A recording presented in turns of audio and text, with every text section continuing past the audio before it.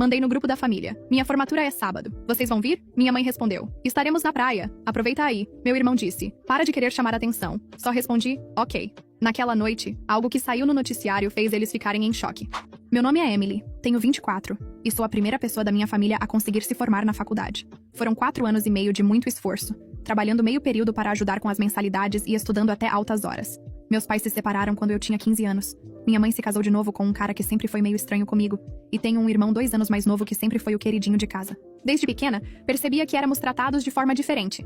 Quando eu tirava notas boas, era o esperado. Quando meu irmão tirava qualquer nota acima da média, era motivo de festa. Quando eu ganhava algum prêmio na escola, minha mãe dizia que era bom, mas que eu não devia me achar por causa disso. Quando meu irmão marcava um gol no futebol do colégio, ela postava foto em todas as redes sociais. Essa dinâmica continuou durante toda a adolescência e início da vida adulta. Eu sempre fui a filha responsável, aquela que resolvia os problemas, que ajudava financeiramente quando necessário, que estava presente nas emergências. Meu irmão era o garoto de ouro que podia fazer qualquer coisa porque era considerado mais novo e imaturo. Quando finalmente estava chegando perto da formatura, fiquei genuinamente animada. Pensei que talvez dessa vez seria diferente, que eles entenderiam a importância daquele momento para mim e para toda a família. Afinal, era um marco histórico. Ninguém antes havia chegado ao ensino superior. Na terça-feira antes da formatura, criei coragem e mandei uma mensagem no grupo da família perguntando se eles iriam comparecer. Expliquei que a cerimônia seria no sábado às 2 da tarde, no auditório principal da universidade, e que cada formando tinha direito a 5 convites. A resposta da minha mãe veio algumas horas depois, bem direta e fria. Disse que eles já tinham planos para o fim de semana, que iriam para uma casa na praia que o padrasto havia conseguido por um preço bem em conta, e que eu deveria aproveitar minha formatura por lá mesmo. Logo em seguida, meu irmão mandou uma mensagem que me deixou completamente sem chão. Disse para eu parar de querer chamar atenção, que formatura não era nada demais e que todo mundo se forma mesmo, não era motivo para fazer drama. Fiquei olhando para o celular por uns 10 minutos, tentando processar aquelas palavras. Depois de todos os anos me dedicando aos estudos, depois de ter ajudado minha família financeiramente sempre que necessário, depois de ter sido a filha presente em todos os momentos difíceis, a resposta que eu recebia era essa. Só respondi um simples ok no grupo e deixei por isso mesmo. Mas por dentro estava devastada. Naquela noite chorei até dormir, pensando em como seria estar sozinha no dia mais importante da minha trajetória acadêmica. Na manhã seguinte, minha tia Carol, irmã da minha mãe, me ligou. Ela sempre foi diferente do resto da família, mais carinhosa e atenciosa comigo. Carol disse que tinha visto as mensagens no grupo da família e que estava indignada com a atitude deles. Contou que iria à minha formatura nem que fosse a última coisa que faria, e que eu merecia ter pelo menos uma pessoa da família torcendo por mim. Durante nossa conversa, ela revelou algo que me deixou ainda mais chateada. Disse que minha mãe e meu irmão estavam comentando com outros parentes que eu era dramática e que estava fazendo tempestade em copo d'água com essa história de formatura. Segundo ela, eles estavam pintando a situação como se eu fosse uma pessoa carente de atenção, que não conseguia aceitar que as pessoas tivessem outros compromissos. Isso me doeu profundamente porque percebi que não era só uma questão de eles não conseguirem ir. Era uma questão de eles genuinamente não valorizarem minha conquista e ainda por cima me desqualificarem para outros membros da família. Carol ainda me contou que a tal casa na praia tinha uma história estranha. O padrasto havia conseguido o lugar por um preço muito baixo, quase simbólico, através de um conhecido que disse ter as chaves e que a propriedade estava disponível para aluguel de última hora. Ela achou estranho, mas não disse nada na hora. O sábado chegou e eu estava nervosa, ansiosa, mas também determinada a aproveitar meu momento. Carol chegou 1 hora antes da cerimônia. Estava linda, toda arrumada, carregando um buquê de flores para me dar depois da formatura. Ela se sentou na primeira fileira e ficou me acenando e sorrindo durante toda a cerimônia. Enquanto isso, vi pelo Instagram que minha família estava na praia, postando fotos e vídeos. Minha mãe fez uma série de stories mostrando o local, a casa onde estavam hospedados, o padrasto fazendo churrasco, meu irmão jogando frescobol.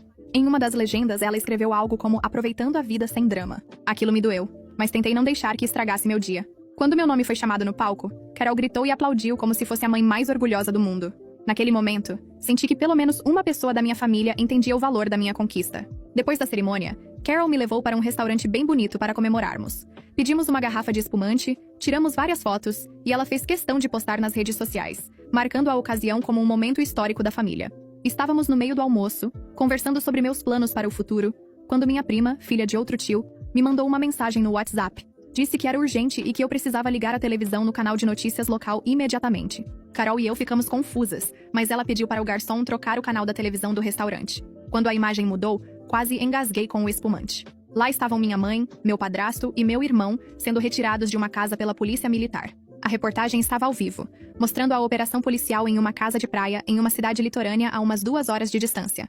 O repórter explicava que a polícia havia recebido uma denúncia de que a propriedade estava sendo ocupada ilegalmente por pessoas que se passavam por inquilinos legítimos. Segundo a reportagem, o verdadeiro proprietário da casa estava em viagem ao exterior e só descobriu a invasão quando vizinhos entraram em contato informando sobre movimentação suspeita na propriedade. Quando a polícia chegou ao local, encontrou não apenas os ocupantes ilegais, mas também diversos objetos que pareciam ter origem duvidosa.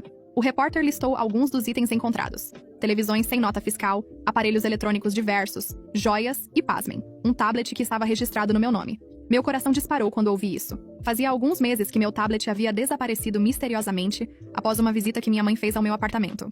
Na época, ela disse que poderia ter sido um dos amigos que estavam comigo em casa, ou talvez eu tivesse esquecido em algum lugar. Me fez até sentir culpada por suspeitar que alguém da família pudesse ter pegado. Agora, tudo fazia sentido. Carol estava tão chocada quanto eu. Ficamos assistindo a reportagem em completo silêncio, tentando processar o que estávamos vendo.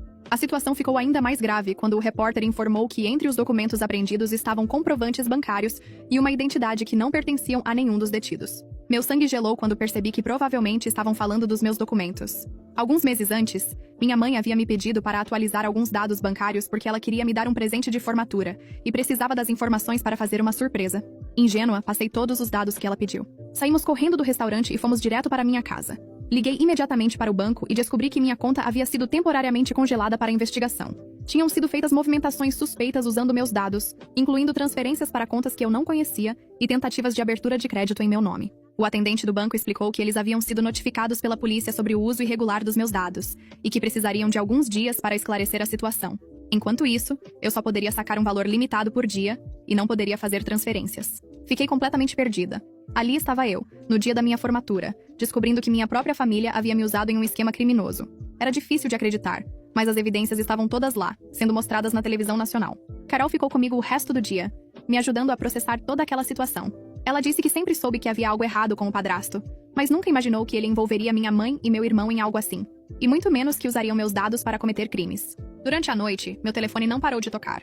Vários parentes ligaram querendo saber se eu estava sabendo da situação, se estava envolvida, se sabia de alguma coisa. Tive que explicar para cada um que eu não sabia de nada, que havia descoberto tudo pela televisão e que meus dados tinham sido usados sem meu conhecimento. Mas o que mais me doeu foi que nenhum dos três me ligou. Nem minha mãe, nem meu padrasto, nem meu irmão entraram em contato comigo. Fiquei a noite inteira esperando pelo menos uma ligação, explicando a situação, pedindo desculpas, alguma coisa. Nada. No domingo de manhã, decidi que não iria entrar em contato com eles. Se quisessem falar comigo, teriam que tomar a iniciativa. Enquanto isso, comecei a reunir todas as provas que conseguisse sobre o que havia acontecido. Imprimi todos os extratos bancários dos últimos 6 meses, fiz capturas de tela de todas as conversas que tivemos por mensagem, salvei a reportagem da televisão e comecei a documentar tudo cronologicamente. Carol me ajudou a organizar tudo em pastas separadas. Na segunda-feira, fui à delegacia fazer um boletim de ocorrência sobre o uso indevido dos meus dados. O delegado foi muito atencioso e explicou que eu era vítima na situação, não suspeita. Disse que provavelmente seria chamada para depor como testemunha do caso e que minha conta bancária seria liberada assim que terminassem a investigação preliminar. Foi um processo humilhante ter que explicar para a polícia que minha própria mãe havia usado meus dados para cometer crimes. O delegado disse que, infelizmente, casos assim eram mais comuns do que eu imaginava, especialmente envolvendo familiares próximos. Durante essa semana, algo interessante aconteceu. Lembrei de um processo seletivo que havia feito alguns meses antes, para uma vaga de analista de marketing digital em uma empresa que estava crescendo muito na região. Na época, não havia sido selecionada, mas eles disseram para manter contato porque sempre surgiam novas oportunidades. Decidi mandar um e-mail para a recrutadora explicando minha situação acadêmica e perguntando se havia alguma vaga disponível. Para minha surpresa, ela respondeu no mesmo dia dizendo que uma posição havia acabado de abrir e que gostariam de me entrevistar novamente. A entrevista foi na quarta-feira e correu muito bem. Eles ficaram impressionados com meu portfólio acadêmico e com alguns projetos pessoais que eu havia desenvolvido durante a faculdade.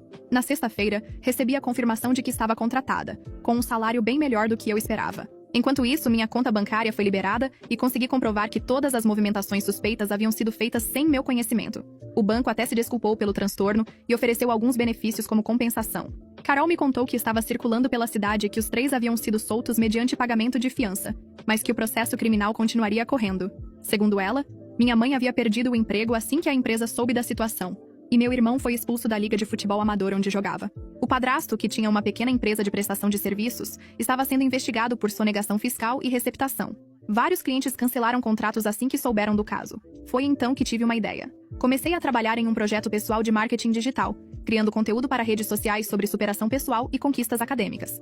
O projeto começou pequeno, mas rapidamente ganhou visibilidade. Em algumas semanas, já tinha alguns milhares de seguidores e estava recebendo propostas de parcerias. Minha nova empresa até elogiou a iniciativa e disse que poderia usar a experiência como parte do meu desenvolvimento profissional. Um mês depois da formatura, fui à delegacia retirar uma cópia do boletim de ocorrência e do relatório policial preliminar. O delegado confirmou que as investigações